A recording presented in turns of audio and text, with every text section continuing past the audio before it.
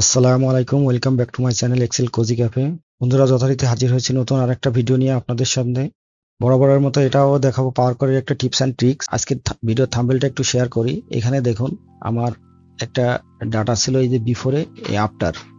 বিফোরে আমার এই ডাটাটা কি রকম পরিমাণ মেসি ছিল বা হেজি বেজি ছিল, সেটা আমি ক্লিন করে এই অবস্থায় নিয়ে আসছি ইউজিং পাওয়ার কোয়ারি।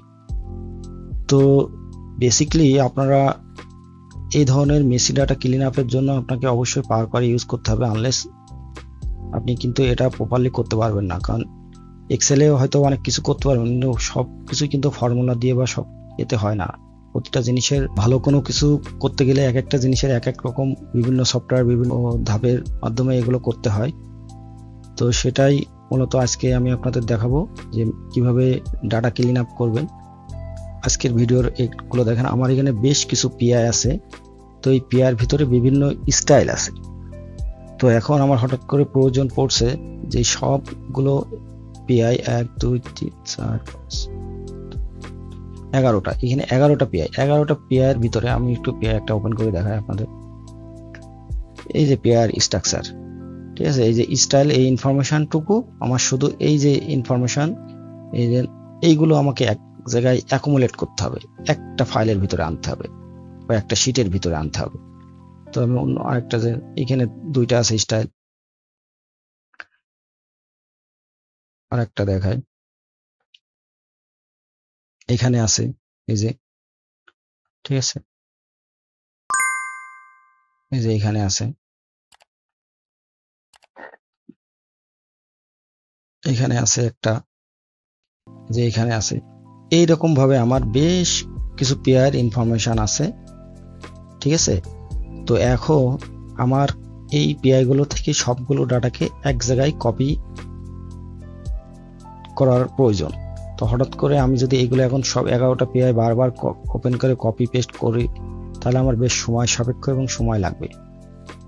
তো যেহেতু আমি পাওয়ার কোয়ারির কাজ জানি, তো আমি এটা পাওয়ার কোয়ারি ইউজ করে আপনাদের দেখাবো কত সহজে ডাটাগুলোকে ক্লিন আপ করতে পারবেন এবং ইজিলি ডাটাগুলোকে অ্যাকুমুলেট করতে পারবেন। তো যথারীতি আমি একটা এক্সেল ফাইল ওপেন করি, ব্ল্যাঙ্ক একটা এক্সেল ফাইল ওপেন করলাম, চলে গেলাম ডাটা থেকে, আমি ফাইলগুলো রাখছি একটা ফোল্ডারে, এই যে নিউ একটা ফোল্ডার। তো আমার কাজ হবে, যেহেতু ফাইলগুলো ফোল্ডারের ভিতরে আছে, new query from folder.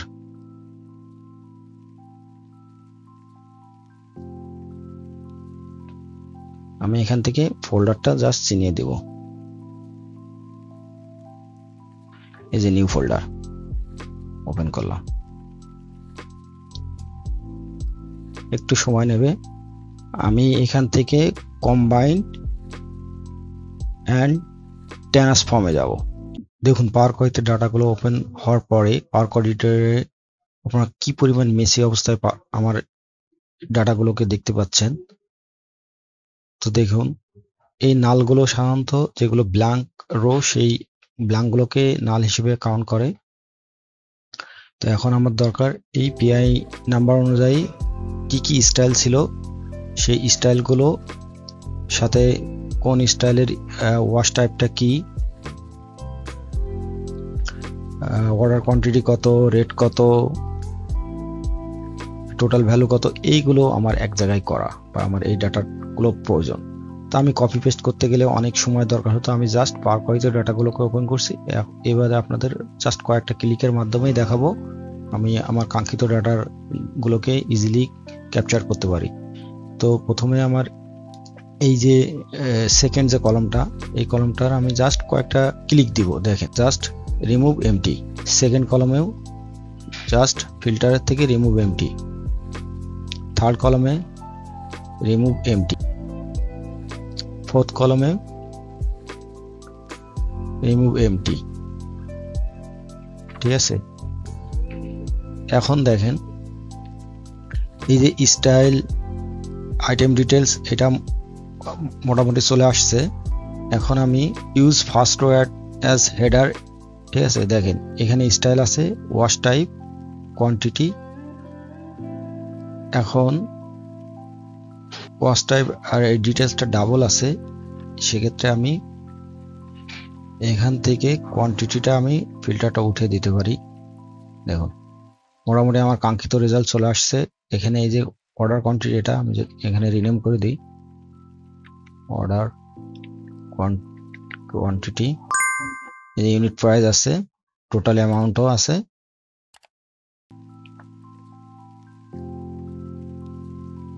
Rate per dozen. ঠিক আছে, আমি আমার কাঙ্ক্ষিত রেজাল্ট মোটামুটি পেয়ে গেছি। দেখুন কত ইজিলি, কত সহজে আপনার ডাটাগুলোকে এক জায়গায় করে ফেলানো গেল। কারণ আমি যদি এই ডাটাগুলোকে কপি পেস্ট করে আর একটা শিটে নিতে যাইতাম, তাহলে আমাকে কত সময় ব্যয় করতে হতো। জাস্ট কয়েকটা ক্লিক, জাস্ট কয়েকটা সেকেন্ড বলা চলে, যার মাধ্যমে আমি ডাটাগুলোকে এক জায়গায় ক্যাপচার করতে পারলাম। ঠিক আছে, এখন যেই কলামগুলো আমার দরকার নাই সেগুলো বা ব্ল্যাঙ্ক আছে, আমি এটারে এক্সেলে এক্সপোর্ট দেওয়ার পরে করে নিতে পারি, বা এখান থেকে আমি চাইলে করে নিতে পারি। আমি সাপোজ আমার এই কলামগুলো দরকার, আমি কলামগুলো জাস্ট সিলেক্ট করলাম, কন্ট্রোল চেপে ধরে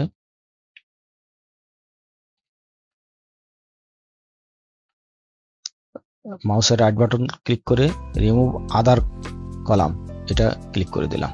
তাহলে আমার কাঙ্ক্ষিত কলামগুলো রেখে আমি বাকিগুলো কলামগুলো ডিলিট করে দিয়েছি।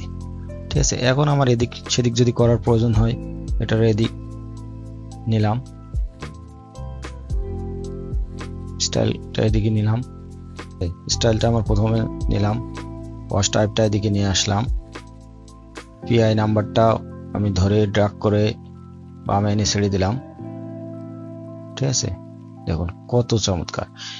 এখন এখানে একটা কথা থাকে যে এই পিআই গুলো আমার এক্সেল পিআই যে এক্সেল ফাইলটা গুলো ছিল সেগুলো ছিল সবগুলো ছিল .xlsm ফরম্যাটে। তো এই ফরম্যাটটাকে যদি আমি এখান থেকে না রাখতে চাই, বা কিছু ইনফরমেশন এখানে এই যে ওয়াশ পিআই এগুলো আমি বাদ দিতে চাই, সেক্ষেত্রে আমি রিপ্লেস বাটনও ইউজ করতে পারি, অথবা লাস্ট ভিডিওতে আমি আপনাদের অ্যাড কলমের আন্ডারে এই যে কলম ফ্রম এক্সাম্পল এখানে কাজ দেখেছিলাম, সেখান থেকে করতে পারি। যদি ভিডিওটা আপনারা না দেখে থাকেন, আমি ডিসক্রিপশন বক্সে ওই ভিডিওর লিঙ্ক দিয়ে দিব বা আই বাটনে দিয়ে দিব, সেখান থেকে আপনারা দেখে নেবেন। আশা করি আপনারা কেউ ফেল হবেন না। আপনার এই এক্সেলের কাজগুলো শিখলে ইনশাল্লাহ আপনারা আপনার প্রফেশনাল লাইফে আপনারা খুবই গেইন করতে পারবেন, কখনোই কোথাও আটকাবেন না ইনশাল্লাহ। তো এখন জাস্ট আমি ফাইলটাকে ক্লোজ অ্যান্ড লোড দিলাম।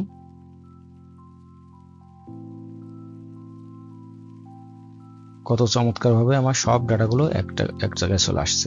আমি যদি এই ডাটাগুলোকে কপি পেস্ট করে একটা শিটে আনতে যেতাম, আমার অনেক সময় মিনিমাম 30 মিনিটস আমার লাগতো।